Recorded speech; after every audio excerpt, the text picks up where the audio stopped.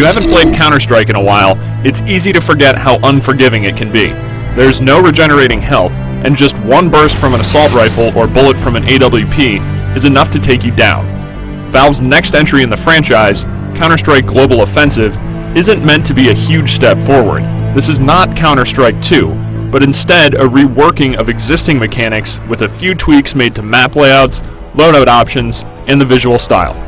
Global Offensive will also be available on consoles. Xbox 360, PlayStation 3, and PC players will get a chance to play when the game's ready sometime in 2012, though PC players will also get a shot earlier in a beta test planned for this October. The basic gameplay in Global Offensive will be familiar to any series veteran. You split into two teams, terrorist and counter-terrorist. Depending on the map, the objectives will differ. On Dust and Aztec, the terrorists need to plant a bomb at one of two designated sites, while the counter-terrorists need to stop them. There aren't any respawns or revives, so once you die, you spectate the rest of the match. Before each round begins, you purchase weapons to determine your role. There's plenty to choose from. High-powered sniper rifles, submachine guns, and assault rifles are all available. If you survive a round and win, you keep the weapons. If you die, you lose them and have to repurchase. That's where money comes into play. Kills and wins reward you with cash, which can then be used for better and more varied gear. This includes standard explosive grenades, flashbangs, and smoke, as well as a new gear item, the Molotov cocktail. This weapon can have a significant effect on the field of play. It does damage over time to anyone standing on the flames it creates, though once you step off the fire, the damage over time stops. More than a direct damage weapon, it seems to be effective as a deterrent.